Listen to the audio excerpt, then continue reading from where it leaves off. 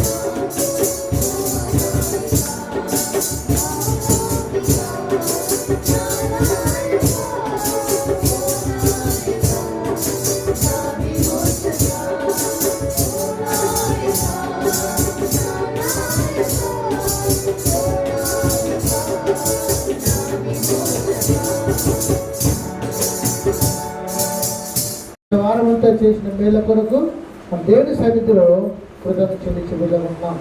కాబట్టి మనము వాక్యము వర్తమానం ఉంటుంది. వాడు మన మధ్యలో దైవ సేవకులు ఉన్నాడు, దేవ సేవకులు మన మధ్యలో ఉన్నాడు. ఎంతో సంతోషం. దేవదాస్ అయ్య గారు మన మధ్యలో ఉన్నారు. అయ్యగారు వచ్చి వాక్యం పంచుకోవాలని సమయము ముందుకు రండి. సభలు కొట్టండి, సభలు కొట్టండి. దైవ సేవకులు వస్తున్నారు. వందనాలు.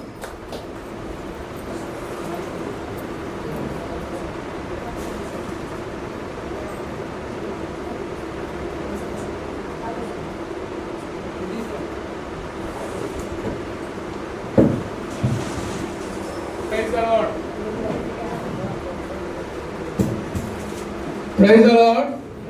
హల్లెలూయా. దేవునికి స్తోత్రం. దేవుని నామానికి మరి మహిమ కలుగును గాక. అందరూ బాగున్నారా? అందరం బాగున్నాం. నాకు సంతోషం లేదు. అందరూ బాగున్నారా? అందరం బాగున్నాం. నాకు కరెక్ట్ ఆన్సర్ రావట్లేదు. మీరు ఇద్దరు అందరూ బాగున్నారా? Very good. అది రావాలి. దేవుని దయ వలన, దేవుని కృప వలన మేమందరము బాగున్నాం. అది రావాలి. ఎందుకంటే దేవుని ఏం చేయాలి? మనము గణపరచాలి. హల్లెలూయా. దేవునికి మహిమ కలుగును గాక. స్తోత్రం. చక్కని పాటలు పాడారు, చక్కని సాక్ష్యాలు చెప్పారు, చక్కని వాయిద్యాలు వాయించారు, చక్కని కీబోర్డు వాయించారు. పాపకి వీడియో తీసారు, పంపిస్తారు. ఓకే, మరి ఈ విధంగా దేవుణ్ణి స్తుతించడము, దేవుణ్ణి ఆరాధించడము ద్వారా దేవుడు ఏమవుతాడు? మహిమపరచబడతాడు. అవునా? దేవుణ్ణి మహిమపరచబడడానికి, దేవుణ్ణి నామాన్ని ఘనపరచడానికి, ఆయన నామాన్ని హెచ్చించడానికే మనమందరము ఇక్కడికి వచ్చాము. అవునా కదా? లేకపోతే మనకు పనులు లేదా ఏంటి? ఇవాళ ఆదివారం కదా. ఆదివారం నాడు ఏం చేయాలా? ఆదివారం నాడు ఏం చేయాలా? మటన్ తీసుకొని తినాలా కదా? దేవుణ్ణి ఆరాధించాలా. ఇప్పటికీ నేను విన్నాను, మన అరబ్ కంట్రీస్లో విశ్రాంతి దినము అనగా మరి కొన్ని దేశాలలో అసలు ఏ పని చేయరంట. ఈవెన్ వాళ్ళ పని మనుషులకు కూడా పని చెప్పారంట. అలాంటి నిష్ట కలిగిన కొన్ని కంట్రీస్ ఉన్నాయి. కానీ మనకు ఇది స్వతంత్ర భారతదేశం కాబట్టి అన్నిటికీ స్వతంత్రత ఉంది ఇక్కడ. కానీ లిమిట్గా ఉండాలని దేవుని వాక్యం సెలవిస్తుంది. సో మనం ఆ విధంగా దేవుని నామాన్ని మనం ఘనపరచాలి.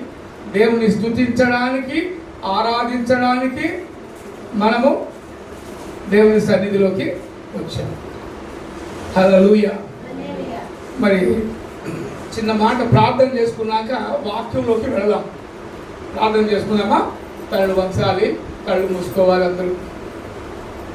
మహాగరుడా, మహోన్నతుడా, పరిశుద్ధుడా, సర్వసత్యవంతుడా, అద్వితీయ సత్యదేవుడా, నీ పాదములకు వందనాలు చెల్లిస్తున్నాం. ఈ యొక్క పునరుత్థాన దినమునందు ప్రభువా, మేమందరము కలిసి మా హృదయాలను విప్పి ప్రభువా నిన్ను స్తుతించాము, ఆరాధించాము. పాటల ద్వారా, వాయిద్యాల ద్వారా నీ నామాన్ని మహిమపరిచాము, ఘనపరిచాము. మా హృదయాలు ఎంతో ఉల్లాసంగాను, సంతోషంగాను నీ సన్నిధిలో మమ్మల్ని నిలబెట్టి మమ్మల్ని నడిపించారు. అందును బట్టి కూడా నీకు స్తుతులు, స్తోత్రాలు, వందనాలు చెల్లిస్తున్నా. ఏ బిడ్డ అయితే ప్రభువా మరి మనోవేదన చేత, మనోబాధ చేత ప్రభువా మరి వచ్చి ఉన్నారు, మరి వారిని ప్రభువా ఆ యొక్క దుఃఖము నుండి, బాధల నుండి, సమస్యల నుంచి విడుదల కలిగించుమని ప్రార్థిస్తున్నా. ప్రభువా మరి కూడి వచ్చిన ప్రతి ఒక్కరిని పేరు పేరు వరుసన దీవించండి, ఆశీర్వదించండి. మరి వాక్యము ప్రభువా నీ మాటలు తండ్రి, నీ మాటలను మేము వినడానికి, ధ్యానించడానికి, జ్ఞాపకం చేసుకోవడానికి ప్రభువా మేము నీ సన్నిధిలోకి వచ్చాం. నీ వాక్యము రెండంచులు కలిగిన ఖడ్గము వంటిది ప్రభువా. అలాంటి వాక్యాన్ని ప్రభువా మేము వింటున్నప్పుడు మా కళ్ళు, మా చెవులు, మా మనస్సు, మా హృదయం అన్నీ నీ వైపే ఉండునట్లు ప్రభువా వేరే విషయాలపై మా ధ్యానము లేకుండా ఉండునట్లు ప్రభువా వాక్యము పైన దృష్టి ఉంచి అర్థం చేసుకునే మరి మనస్సు మాకు అనుగ్రహించమని మేము ప్రార్థిస్తున్నాం. మా ప్రార్థన ఆలకించి జవాబు దయచేయవాడా నీకే వందనాలు, స్తుతులు, స్తోత్రాలు చెల్లిస్తూ యేసు క్రీస్తు అతి పరిశుద్ధ నామములో అడిగి ప్రార్థిస్తూ పొందుకునే నాము తండ్రి. Amen, amen, amen. ఆమెన్ అంటే వెరీ గుడ్. ఆమెన్ అంటే అవునుగాక, అంటే ప్రార్థించిన మనవులన్నీ మన జీవితములో జరుగునుగాక, అవునుగాక, నెరవేర్చబడునుగాక. హల్లెలూయా. మంచిది, దేవునికి స్తోత్రం. రెండు విషయాలు మనం జ్ఞాపకం చేసుకుందామని ఎందుకో దేవుడు ప్రేరేపణ కలిగిస్తూ ఉన్నాడు. దేవుని ఆత్మ అనేది ప్రతివానికి ఉంటుంది, అవునా? ప్రతివానికి అంటే మనుషులకు మాత్రమే ఏముంటుంది? ఆత్మ ఉంటుంది. జంతువులకు, పక్షులకు ఆత్మ ఉండదు. కానీ వాటికి ఏముంటుంది? వెరీ గుడ్, ప్రాణం ఉంటుంది, శరీరం ఉంటుంది, అవునా కదా? జంతువులకు శరీరం ఉంటుంది, మరి ప్రాణము ఉంటుంది, కానీ ఆత్మ ఉండదు. కానీ దేవుడు మాత్రం మనకి ఏమి ఇచ్చాడు? ఆత్మ ఇచ్చాడు. ఎందుకు ఇచ్చాడు? ఎందుకు ఇచ్చాడు ఆత్మను? ఎందుకు ఇచ్చాడు? ఆత్మగల దేవుడు ఆత్మను అనుగ్రహించాడు కదా. సింపుల్ జవాబు, ఆత్మగల దేవుడు ఆత్మను ఇచ్చాడు. ఈ ఆత్మ ఏ ఆత్మ? నరుని ఆత్మ, అవునా? నరుని ఆత్మకి ఇంకో పేరు ఉంది, ఏంటి? వెరీ గుడ్, ఏమాత్మ? జీవాత్మ. ఇది ఈ జీవాత్మను ఎవరిచ్చారు? జీవాత్మను ఎవరిచ్చారు? పరమాత్ముడు ఇచ్చాడు. ఎవరిచ్చారు? పరమందున్నవాడు. ఆయన కూడా పరమందున్న ఆత్మ పరమాత్మ. అందుకే అంతా పరమాత్మకే తెలుసు అని అంటారు కొంతమంది, అవునా కదా? అంటే పరమందున్న ఆత్మ పరమాత్మ. ఆ పరమాత్మ ఈ యొక్క నాసికారంధ్రములో ఊదగా ఈ నరుడు ఏమయ్యాడు? జీవాత్మ అయ్యాడు. హల్లెలూయా, దేవునికి స్తోత్రం. ఇలాంటి నరుడు, దేవుని స్వహస్తముల చేత నిర్మాణము చేయబడిన నరుడు కొన్ని విషయాలలో ఎక్కడ పడిపోతున్నాడు? లోకములో దేని ద్వారా పడిపోతున్నాడు? వెరీ గుడ్, ఎలా పడుతున్నాడు? పాపము ద్వారా పడిపోతున్నాడు, అవునా కదా? ఒప్పుకుంటున్నారా లేదా ఎవరైనా? పాపము ద్వారా మానవుడు ఏమైపోతున్నాడు? ఎక్కడ పడిపోతున్నాడు? పాపములో పడిపోతున్నాడు, అవునా? పాపములో పడిపోతున్నాడు. ఎక్కడికి పోతున్నాడో తెలియదు కదా. ఆ పాపము అనే ప్రవాహములో కొట్టుకుపోతున్నాడు. ఎక్కడికి పోతాడు అని ఆలోచన చేస్తే నరకంలోకి పోతాడు. ఇంకా సింపుల్గా చెప్పాలంటే అగ్నిగుండంలోకి పోతున్నాడు కదా. ఇన్ని రకాలుగా మరి ఆ పాపం అనేది చాలా చాలా మానవుడిని ఏం చేస్తుందంటే కృంగి కృంగి కృంగి కృంగి కృషించి కృషించి కృషించి నశింప చేస్తూ, అవునా కదా? హల్లెలూయా. అందరి మనసులు మరి మీరు ఇటు పెట్టాలి. ఎందుకంటే వాక్యం అనేది ఎలాంటిది? బ్రతికిచ్చేది. Very good. రెండు అంచులు కట్టం ఒకటి. ఇంకా ఎవరైనా? వాక్యం ఎలాంటిది? జుంటితేనే దారుల కన్నా మధురమైన వాక్యము. ఇలాంటి మధురమైన వాక్యాన్ని మనము పెడచెవిలో పెడితే, మధురమైన వాక్యాన్ని మనము వదులుకున్న వాళ్ళము. అయ్యో ఒక మాట మిస్ అయిపోయిందే అని చెప్పేసి అనుకుంటాం. చిన్నప్పుడు సినిమాలు చూస్తాం కదా, అక్కడ చూసాం, అరే డైలాగులు ఎంతో బాగున్నాయిరా అని అనుకుంటాం, అవునా కదా? అరే నేను మిస్ అయిపోయినా. కానీ వాటికంటే శ్రేష్టమైనది దేవుని యొక్క వాక్యం. అందుకే మిస్ అవ్వకూడదు. అంటే మిస్ అవ్వకూడదు అంటే ఏంటి? వినాలి, పెడచెవిన పెట్టకుండా గ్రహించాలి, విన్న వాక్యాన్ని గ్రహించాలి. ఇంత ఎక్స్ప్లెనేషన్ ఎందుకు చేస్తున్నా అంటే మీ యొక్క కాన్సన్ట్రేషన్ ఎక్కడ ఉండాలి? వాక్యము మీద ఉండాలని ఎక్స్ప్లెయిన్ చేస్తున్నా. మీరు మరి చిన్నపిల్లలు ఏం కాదు, ఇంత చిన్నపిల్లలు అని చెప్పచ్చు, ఇంత చిన్నపిల్లలు అని చెప్పచ్చు, కొంచెం ఎదిగిన వాళ్ళు. కానీ ఎక్కడ ఎదిగారు మీరు? ఎక్కడ ఎదిగారు? శరీరంలో ఎదుగుతున్నారు కానీ ఆత్మీయ జీవితంలో ఎదగటం లేదు. ఎక్కడున్నారు మరి ఆత్మీయ జీవితంలో ఎదగకుండా? ఎక్కడున్నారు? గొంగ అంటే దుప్పటి బెడ్షీట్ అనుకోండి. బెడ్షీట్ ఎక్కడున్నావు అంటే, అయ్యా నువ్వు వేసిన దగ్గరే ఉన్నాను ఇలా అంటారు. అవునా? నువ్వు వేసిన దగ్గరే, నువ్వు ఎక్కడ వేసావో అక్కడే ఉన్నాను అంటారు. మరి మన ఆత్మీయ జీవితం కూడా మరి ఎప్పుడు ఎలా నమ్ముకున్నామో అప్పుడు అలాగే ఉంటుందా?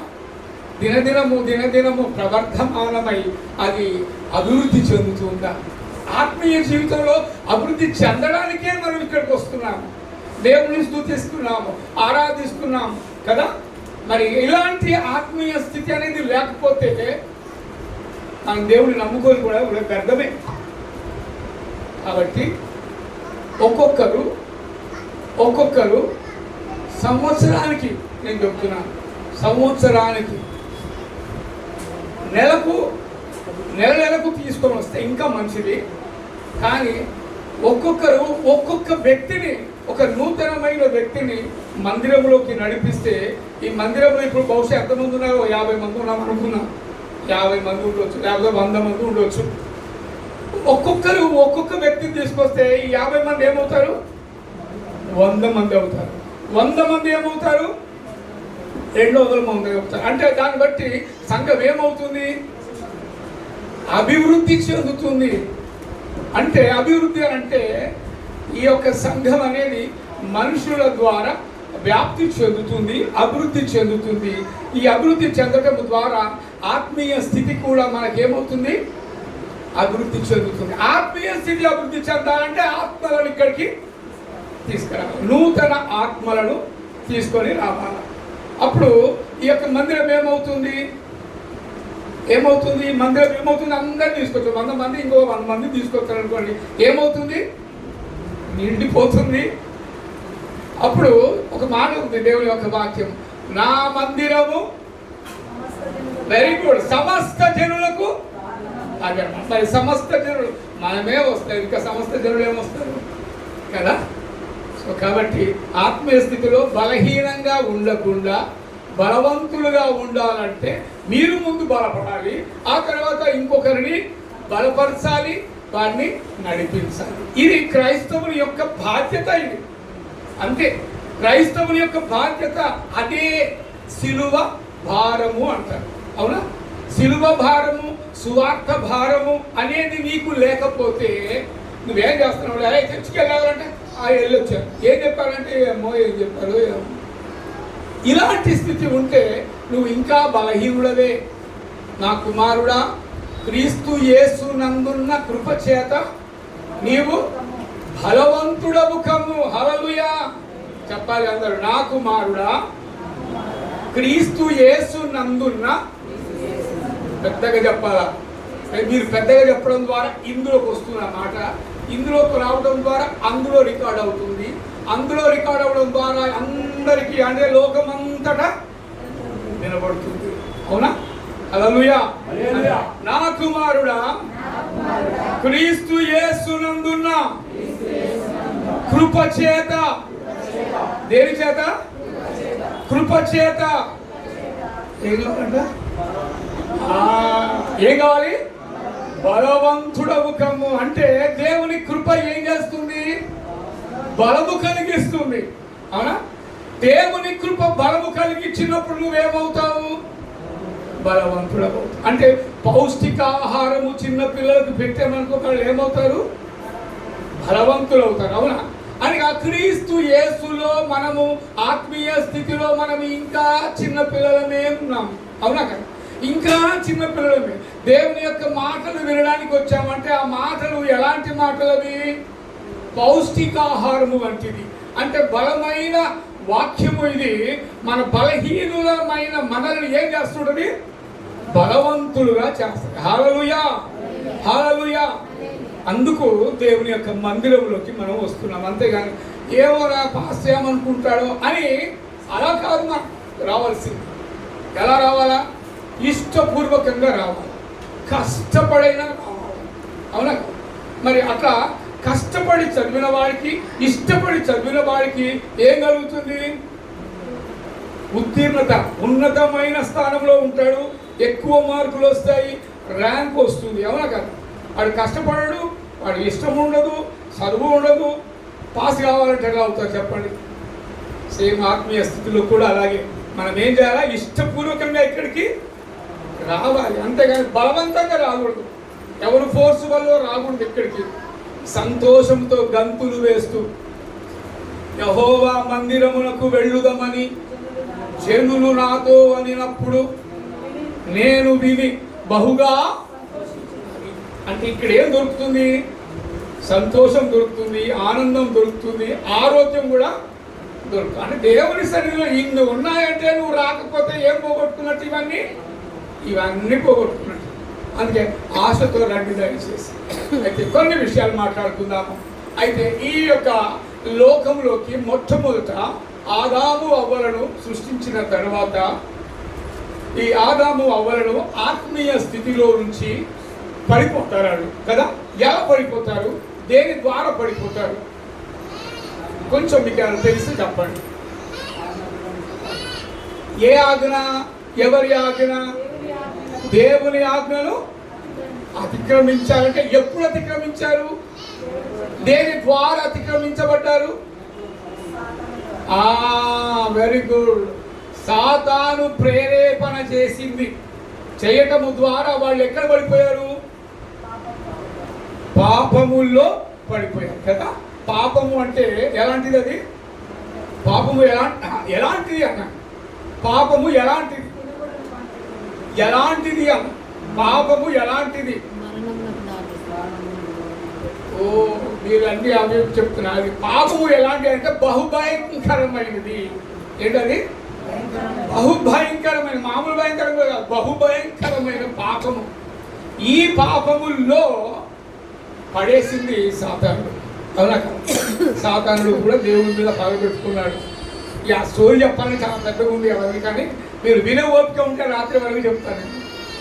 సో కాబట్టి అలా కాదు. కానీ ఒకటేంటే పాపంలో పడిపోయారు, ఆనాడు పడిపోయారు. ఆ పాపమే ఇప్పటి వరకు కూడా ఏమవుతుంది? కొనసాగుతుంది, కంటిన్యూ అవుతుంది. ఇప్పుడు పాపము ఇంకొక రకరకాలుగా మనం పాపం చేస్తున్నాం. దేని ద్వారా చేస్తున్నాము? Very good. ఎలా? మాటల ద్వారా. అవునా? మాటలు దేనికి వస్తాయి? Very good. ఎలా వస్తాయి? నాలుక లేకపోతే ఏమంటారు? మూగవాడు అంటారు. అవునా కదా? సో కాబట్టి నాలుక ద్వారా మనము ఏం చేస్తున్నాము? తెలిసి చేస్తాము, తెలియకుండా కూడా చేస్తాము, అనాలోచితంగా కూడా చేస్తూ ఉంటాం. సో ఒక మాట మనం చూసుకుందాం. కీర్తనల గ్రంథము దయచేసి. మరి ఎక్కువసేపు అయితే చాలా సబ్జెక్ట్ చాలా పెద్దగా ఉంది, కానీ వచ్చే మేము రెండు మాటలు చెప్పేసి నేను ముగిస్తాను. కీర్తనల గ్రంథము 39వ అధ్యాయము మొదటి 3-4 వచనాలు చదువుకుందాం. కీర్తనల గ్రంథము 39. నా నాలుకతో పాపము చేయకుండునట్లు నా మార్గములను జాగ్రత్తగా చూచుకొందును. భక్తిహీనులు నా ఎదుటనున్నప్పుడు నా నోటికి చిక్కము ఉంచుకొందుననుకొంటిని. నేను ఏమీ మాట్లాడక మౌనినైతిని. క్షేమమును గూర్చి అయినను అలుకక నేను మౌనముగా నుంటిని. అయినను నా విచారము అధికమాయను, నా గుండె నాలో మండుచుండెను. నేను ధ్యానించుచుండగా మంట పుట్టెను. అప్పుడు నేను ఈ మాట నోరార పలికి తిని. చూసారా? దేనితో పాపం చేస్తున్నాడంట? నాలుక. ఈ నాలుక ఎలాంటి నాలుక చెప్పాలి ఎవరైనా? అది కొన్ని సమయాలలో, కానీ ఆ మిగతా సమయాలలో నాలుక ఎలాంటిది అన్నా. నాలుక ఎలాంటిది? ఈ నాలుక అనే అవయవము లేకపోతే మనల్ని మూగవాడు అంటారు కదా. ఈ నాలుక పెద్ద మనుషులు చెప్పాలి, ఇది కొంతమందికి తెలుస్తాయి ఎక్కువగా. నాలుక ఎలాంటిది? ఏదైనా గొడవ వచ్చినప్పుడు అంటారు ఆ మాట. అది బైబిల్ మాట. నాలుక మోసకరమైందని చెబుతారు. కానీ సామెత నానుడి, నాలుక భయంకరమైంది. చిన్నపిల్లలు తెలియదు, మీకే తెలియదు అనుకుంటున్నాను. నాలుక చిచ్చు పెట్టుకున్నది, గొడవలు పెట్టుకున్నది, అన్నీ ఓకే. కానీ ఇంకొకటి ఉంది, నాలుక ఎలాంటి నాలుక? పాము వంటిది అంటారు. Very good. అంటే పాముకు 2 నాలుకలు ఉంటాయి కాబట్టి 2 నాలుకలు కలిగి మాట్లాడుతున్నావు ఏంట్రా నువ్వేంట అని చెప్పి ఏదో వ్యంగ్యంగా ఒక వెటకారంగా మాట్లాడుతూ ఉంటారు. అవును కదా? సో అది కాదు, వీటన్నిటికంటే ముఖ్యమైన మాట ఏంటంటే నాలుకకు అది. Very good. ఎవరో చెప్తారు, ఎవరు? Very good. నాలుకకి ఏం లేదంట? నరము లేదు. నరము లేని నాలుక నానా రకాలుగా మాట్లాడుతుంటుందంట. ఇది విన్నారు ఎప్పుడైనా సామెత? చిన్నపిల్లలు మీరు వినకపోవచ్చు, ఈ మాట వినండి. నాలుక రకరకాలుగా మాట్లాడుతుంది.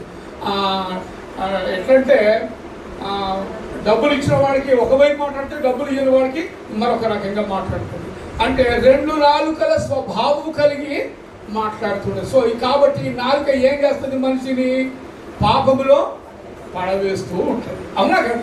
సో కాబట్టి నా నాలుకతో పాపము చేయకుండునట్లు అంటే ఏం చేపిస్తుంది ఇది? నాలుక పాపం చేపిస్తుంది కదా. సో కాబట్టి నువ్వు ఏం చేయాలి? నాలుకను హోల్డ్ యువర్ టంగ్ అంటారు. ఏమంటారు?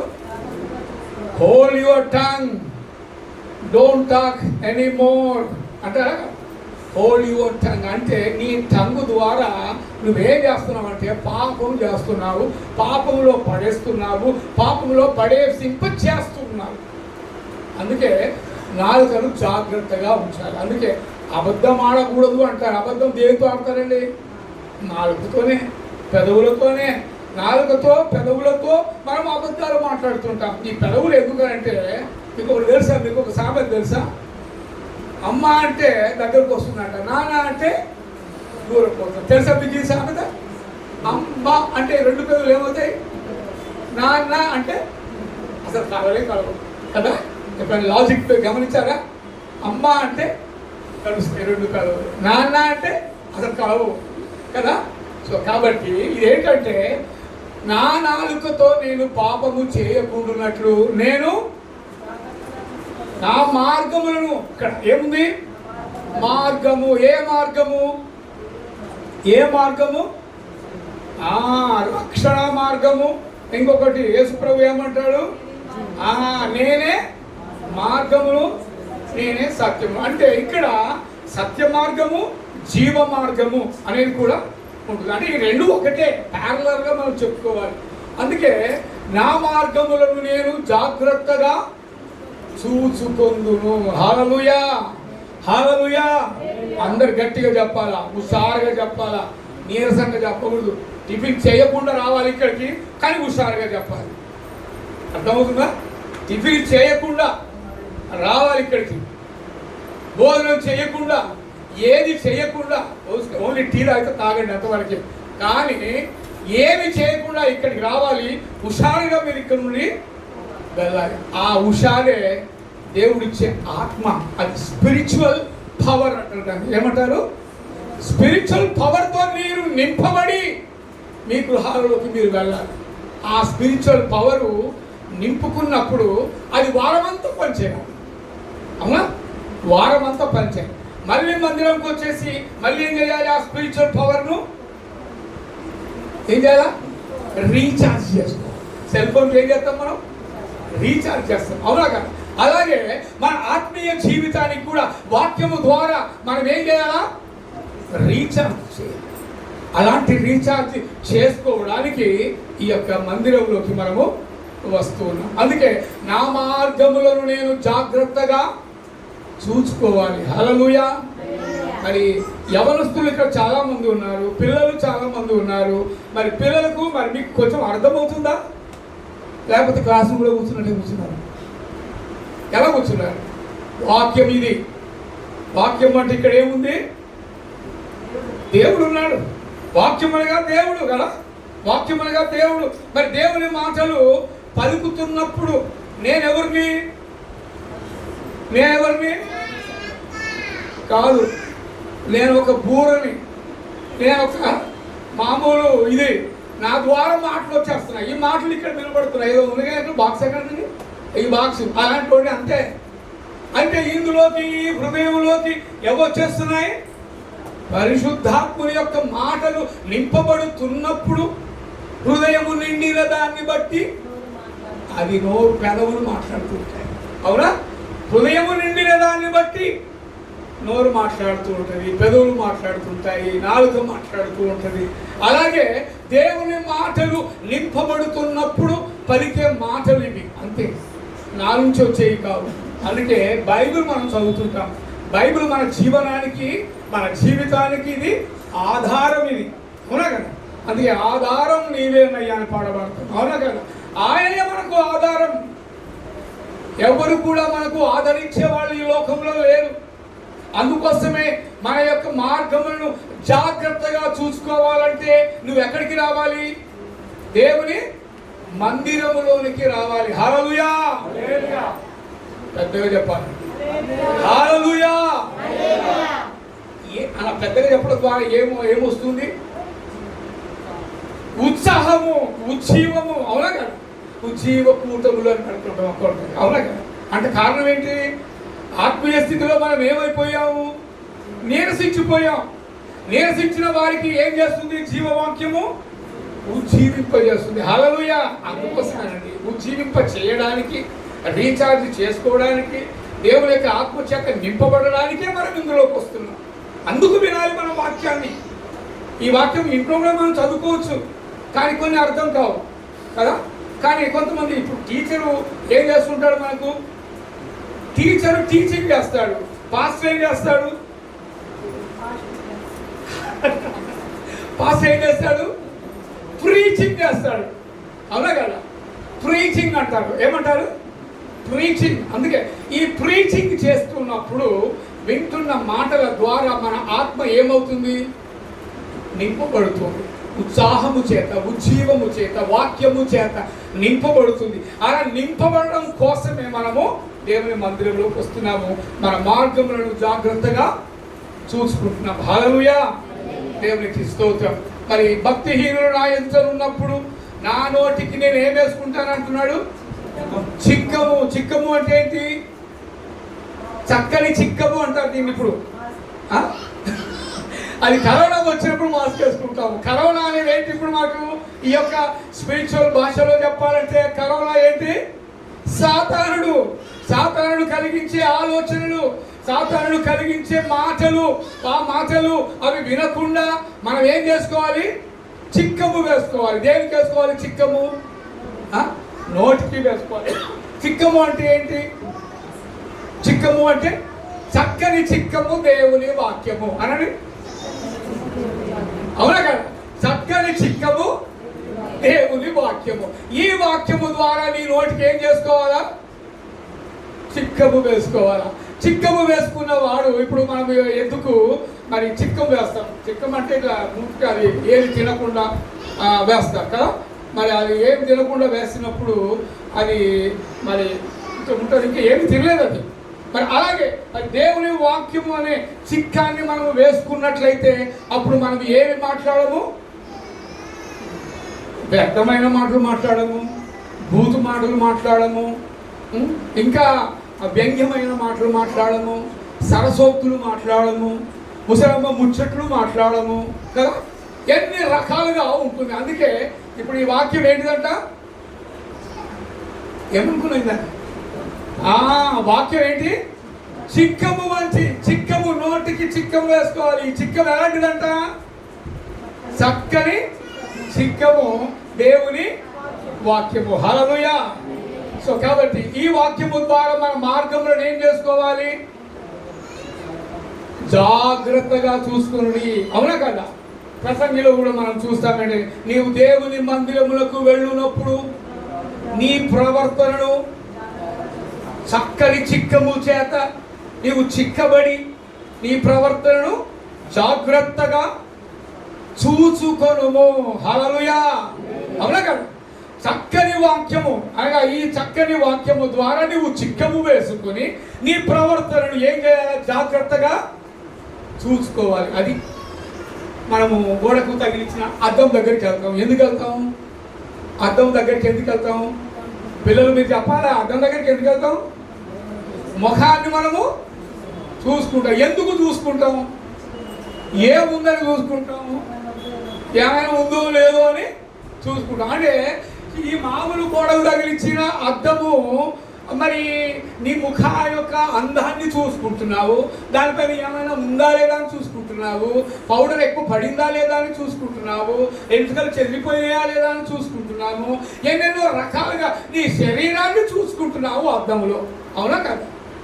మరి ఈ చక్కని వాక్యము అనే ఈ అద్దంలో ఏం చూసుకోవాలా? అంతరంగములో మనం ఏముందో చూసుకోవాలా, జీవితములో ఏముందో చూసుకోవాలా, ప్రవర్తనలో ఏముందో చూసుకోవాలా, మన ప్రవర్తన ఎలా ఉందో కూడా చూసుకోవాలి. అందుకే దేవుని యొక్క వాక్యము ఎలాంటిదంట? అద్దము వంటిది, రెండంచుల ఖడ్గము వంటిది. ఈ దేవుని వాక్యము మరి మనము విన్నప్పుడు మన ప్రవర్తన మనమే జాగ్రత్తగా చూసుకోవాలి. మనం ఏం చేసాం, ఇంతకుముందు ఏం చేసాం, ఇప్పుడు ఏం చేస్తున్నాం, రేపేం చేయాలా? అవునా కదా? దీన్ని ఏమంటారు? Very good. ఏంటది? Past tense, present tense, future continuous. దీనికి ఎండ్లెస్ అన్నమాట. అంటే మన యొక్క ప్రవర్తన, మన యొక్క జీవితము ఊపిరి ఉన్నంత వరకు అది కంటిన్యూ అవుతూనే ఉంటుంది కదా. మరి అలాంటప్పుడు మన యొక్క ప్రవర్తన మనం జాగ్రత్తగా కంటిన్యూగా చూసుకుంటూ ఉండాలి. దేంట్లో చూసుకుంటూ ఉండాలి? వాక్యం అనే అద్దంలో చూసుకోవాలి. చక్కని చిక్కము వంటి దేవుని వాక్యములో మనము చూసుకోవాలి. సో కాబట్టి మన మార్గములు ఎలాంటి మార్గములు, నేను ఏ మార్గంలో ప్రయాణం చేస్తున్నాను, నా మార్గము ఎలాంటి మార్గము, సత్య మార్గమా, జీవ మార్గమా, లేకపోతే మరి నరకానికి పోయే మార్గమా, ఎలాంటి మార్గంలో నేను ఉన్నాను అనేది మనము పరిశీలన చేసుకోవాలి. సో కాబట్టి ఇక్కడ ఏమంటున్నా అంటే, నా నోటికి చిక్కము ఉంచుకొందునని అనుకొంచిని అంటున్నాడు కదా. ఇది ఏమంటాడు? అనుకోవడం వేరు, ఆచరించడం వేరు. అవునా కదా? సో కాబట్టి ఇక్కడ నా నోటికి నేను చిక్కము వేసుకుందునని అనుకొంచిని, నేను ఏమీ మాట్లాడక మౌనినైతిని అనని మౌనంగా. అవునా? సో కాబట్టి దేవుని వాక్యము చాలా జాగ్రత్తగా వినాలి, మౌనంగా వినాలి, ధ్యానించి వినాలి. నేను ఏమీ మాట్లాడక మౌనైతిని, క్షేమమును గూర్చేను పలుకక నేను మౌనముగా ఉంచిని, అయినను నా విచారము అధికమాయను, నా గుండె నాలో మండుచుండెను. గుండె ఏమవుతుంటుందట? మండుచుంటుంది. ఎప్పుడు మండుతున్నది అంటే, నువ్వు రియలైజ్ అయినప్పుడే గుండె మండుతూ ఉంటుంది. నువ్వు రియలైజ్ కానప్పుడు గుండె మండదు. సో కాబట్టి మనం దేవునిలో మనం ఏం కావాలా? రియలైజ్ అవ్వాలి. అవును ప్రభువా, నేను తెలుసో తెలియకో నేను తప్పులు చేశాను, తెలుసో తెలియకో పాపం చేశాను, తెలుసో తెలియకో అబద్ధాలు మాట్లాడాను, తెలుసో తెలియకో నేను రకరకాలుగా ఏదేదో చేశానని చెప్పేసి మనము రియలైజ్ అయినప్పుడే అప్పుడు నీ గుండె మండుతూ ఉంటుంది. కాబట్టి దేవుని సన్నిధిలోకి వచ్చి అప్పుడు దేవునితోనూ మాట్లాడుతూ ఉంటావు. ప్రభువా, నేను ఈ పాపం చేశానయ్యా, నాకు తెలియక నేను చేశానయ్యా, నన్ను క్షమించయ్యా అని చెప్పేసి నీ గుండె నీలో మండుతూ ఉంటుంది, అది వేదన పడుతూ ఉంటుంది, అది నిన్ను పరిశీలన చేస్తూ ఉంటుంది, నీ జీవితానికి అది నిన్ను ఒక రకంగా నిన్ను ఉజ్జీవింపజేస్తూ ఉంటుంది. అలాంటి గుండె నీలో ఎప్పుడైతే మండుతూ ఉంటుందో నీవు దేవునితో మాట్లాడడానికి నిన్ను నడిపిస్తూ ఉంటుంది. ఎందుకు? నువ్వు రియలైజ్ అయినావు కాబట్టి. నువ్వు రియలైజ్ అవుతే నీకేమవుతుందో తెలుసా? పశ్చాత్తాపం అనేది వస్తుంది. పశ్చాత్తాపం లేకపోతే ఏమి రాదు? పశ్చాత్తాపం లేకపోతే ఏమి రాదు? చెప్పాలి యూత్. పశ్చాత్తాపం లేకపోతే ఏమి రాదు? Very good. పశ్చాత్తాపము లేకపోతే మార్పు రాదు, మార్పు రాకపోతే రక్షణ రాదు, రక్షణ రాకపోతే ప్రార్థన రాదు. ఇది అంటే పశ్చాత్తాపం లేకపోతే ప్రార్థన రాదు, ప్రార్థన లేకపోతే మార్పు రాదు, మార్పు రాకపోతే నీకు రక్షణ రాదు.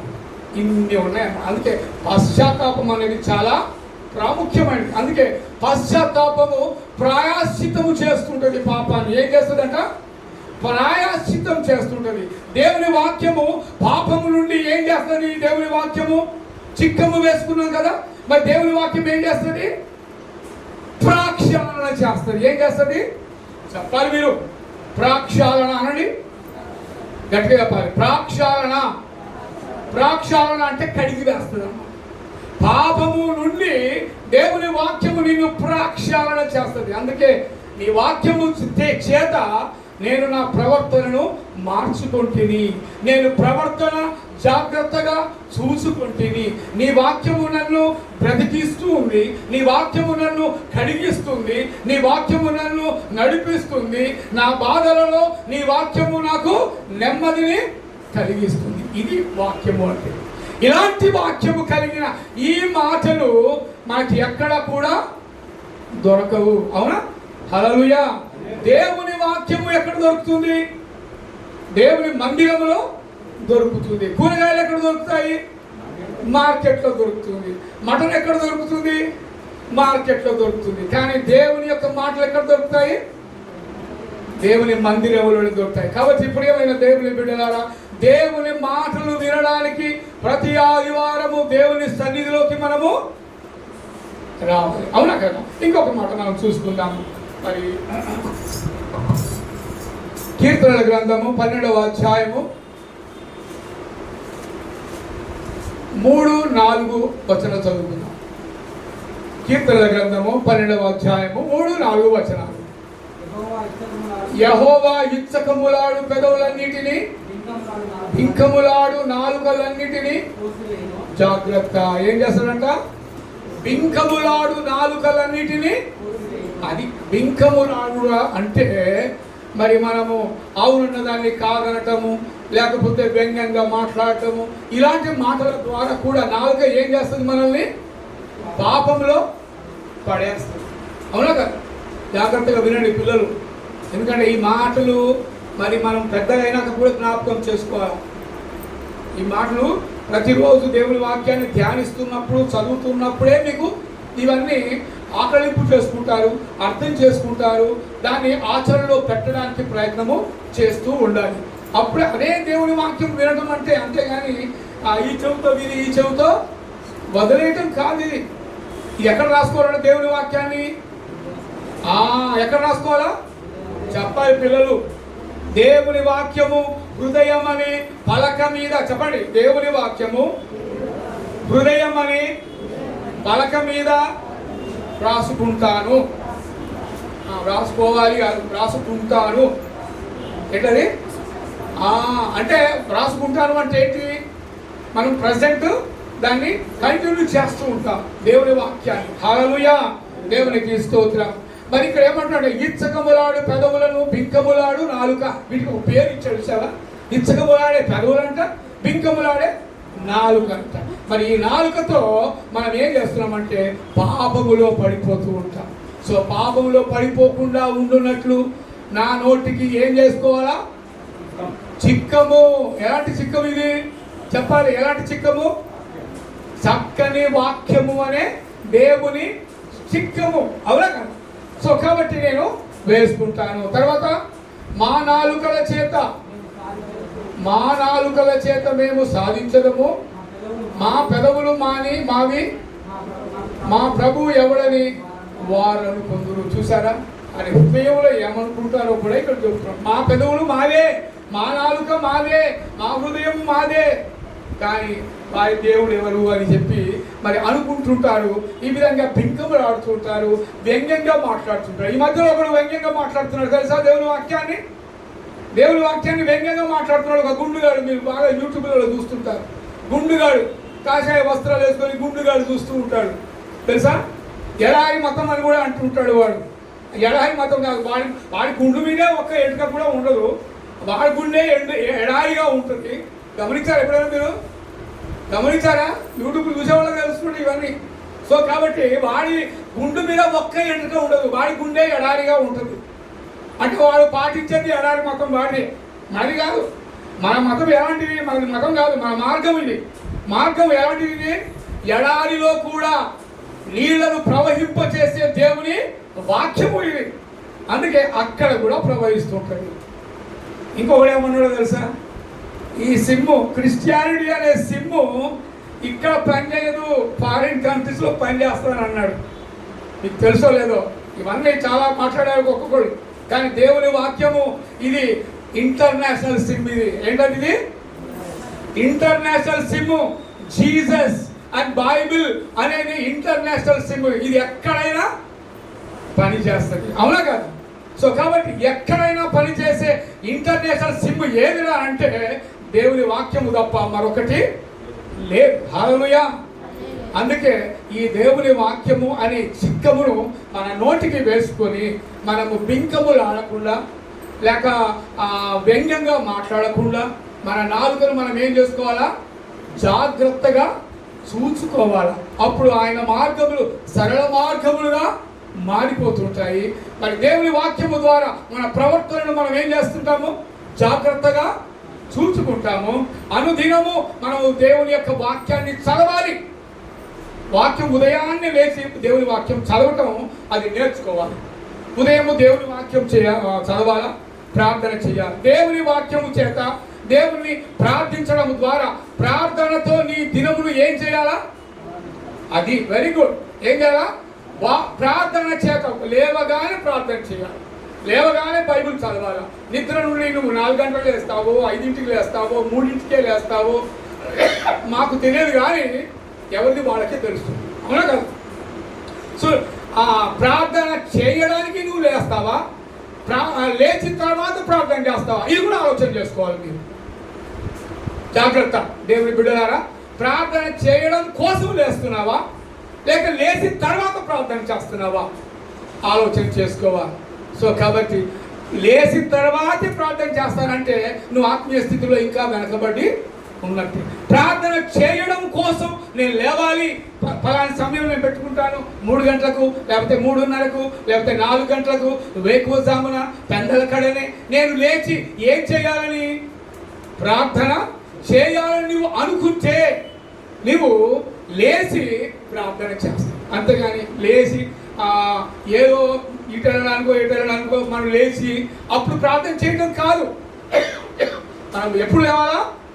పెందల కడనే 3ంటికే, లేకపోతే 4ంటికే రేయి మొదటి జామున లేచి ప్రార్థన చేయడం కొరకు నీవు లేవాలి. హల్లెలూయా. అది ప్రార్థన చేయడం కొరకు నువ్వు ఎప్పుడైతే లేస్తావో అప్పుడు నీ ఆత్మీయ జీవితము దినదినము ఏమవుతుంది?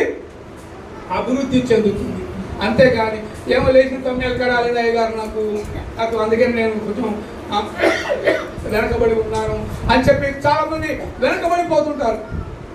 ఎప్పుడైతే దేవుని ఆత్మీయ స్థితిలో నువ్వు ఒక్క అడుగులో వెనుక వేశావో సాతాను నిన్ను 10 అడుగులు వెనక్కి లాగుతుంది. జాగ్రత్త.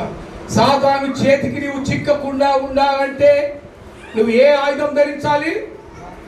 వాక్యం అనే ఆయుధము ధరించాలి, ఖడ్గము ధరించాలి.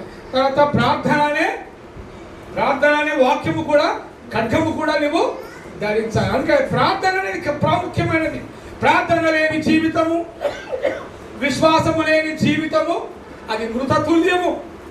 నువ్వు బ్రతికి ఉండి కూడా మృతుడవే నువ్వు అని అంటారు, అవునా కదా? బ్రతికి ఉండి కూడా నువ్వు మృతుడవే అంటే నువ్వు ఎక్కడ లేవు? నువ్వు దేవుని సన్నిధిలో ఇంకా లేవు. నిన్ను ఒక అడుగు వెనక్కి వేసావంటే నేను 10 అడుగులు వెనక్కి అది లాగేస్తుంటుంది. కాబట్టి జాగ్రత్త. దేవుని వాక్యము చేత నువ్వు సరిదిద్దబడాలి, దేవుని వాక్యము చేత నువ్వు నింపబడాలి. ఎందుకో తెలుసా? కంటత వాక్యాలు ఎవరైనా నేర్చుకుంటున్నారా ఈ మధ్యలో? చెప్పండి ఎవరైనా దయచేసి. కంటత వాక్యాలు ఎవరైనా నేర్చుకుంటున్నారా? చెప్పాలి దయచేసి. కంటత వాక్యాలు ఎవరైనా నేర్చుకుంటున్నారా? పిల్లలు, ముఖ్యంగా పిల్లలు నేర్చుకోవాలి. వింటున్నారా? కంటత వాక్యాలు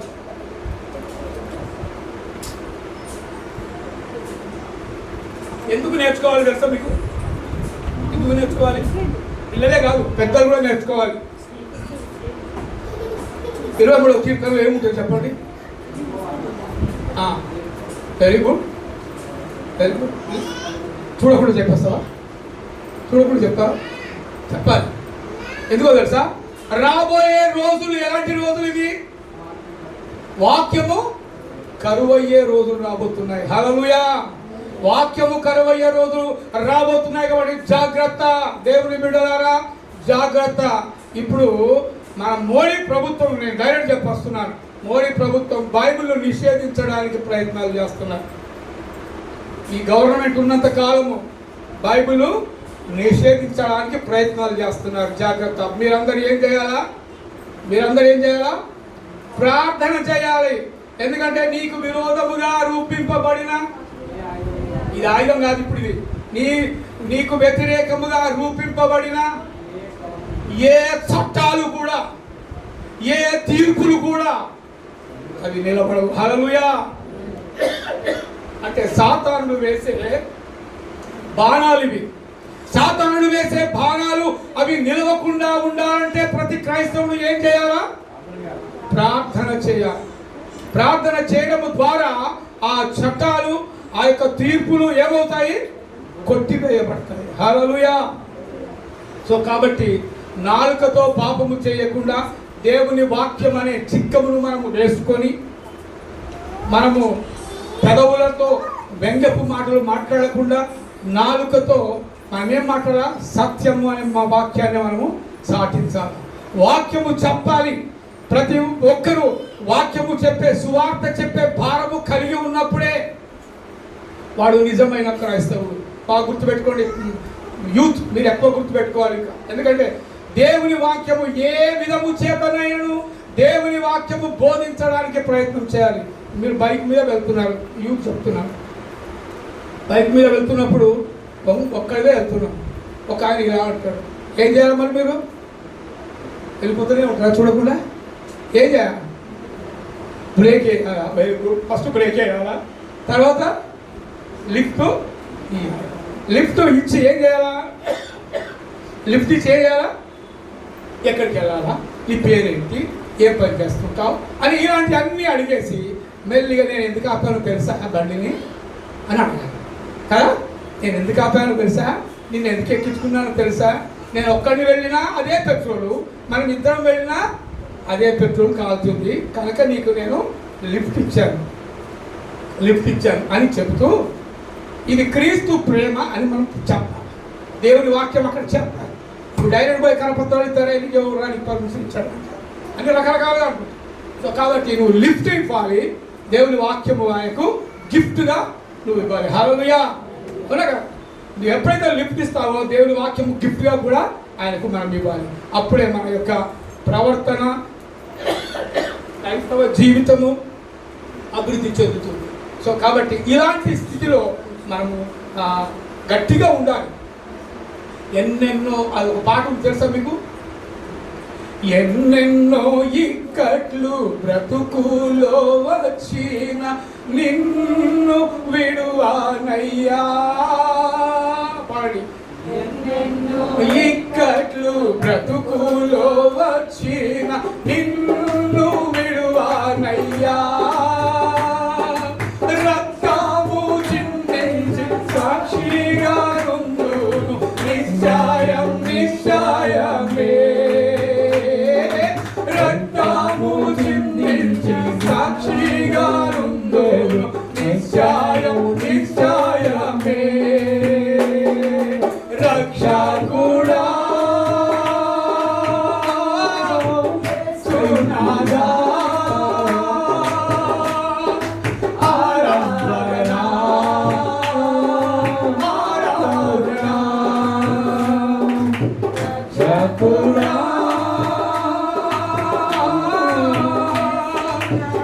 సునాదా ఆరాధనా ఆరాధనా. హల్లెలూయా. ఎన్నెన్నో ఇక్కట్లు మన బ్రతుకులో వచ్చినా ఎవరిని విడవద్దు? యేసయ్యను విడవద్దు.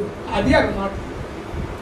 సైనికుడు యుద్ధంలోకి వెళ్ళినప్పుడు శత్రువుకు భయపడతాడా, లేకపోతే శత్రువుని ఎదిరించడానికి పరిగెడతాడా? ఎదిరించడానికి పరిగెడతాడు. అలా సైనికుడు వలె సేవకుడు పనిచేయాలి. సేవకుడు అంటే ఏంటి అని చెప్పి ఇంతకుముందు, సేవ అంటే ఏంటి? పాస్టరు సేవకైనా చెప్పండి, సేవకైనా చెప్పాలి, గట్టిగా చెప్పాలి. సేవకైనా సావుకైనా సిద్ధంగా ఉన్నవాడే సేవకుడు. హల్లెలూయా. సో అలాంటి స్థితి అంటే అంత సిద్ధంగా యూత్ ఉండాలని దేవుని వాక్యము మీకు హెచ్చరిస్తుంది. దేవుడి యొక్క మాటలను మరి మనందరి హృదయాలలో నింపబడి జీవింపబడి మీరందరూ మరి బలపడాలని దేవుని యొక్క వాక్యము మరి కోరుకుంటుంది. నేను కూడా అలాగే కోరుకుంటాను. దేవుడు మీ అందరినీ దీవించునుగాక.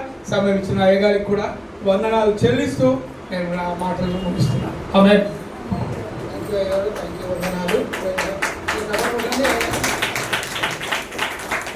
దేవునికి మహిమకరం జీవించాలంటే దేవుని వాక్యం ద్వారా మనము నడుచుకోవాలి. వాక్యము బోధించాలి, వాక్యాన్ని చదవాలా. చక్కని నాలికలకు తమ కంట్రోల్లో పెట్టుకోవాలి. మన హృదయాన్ని మన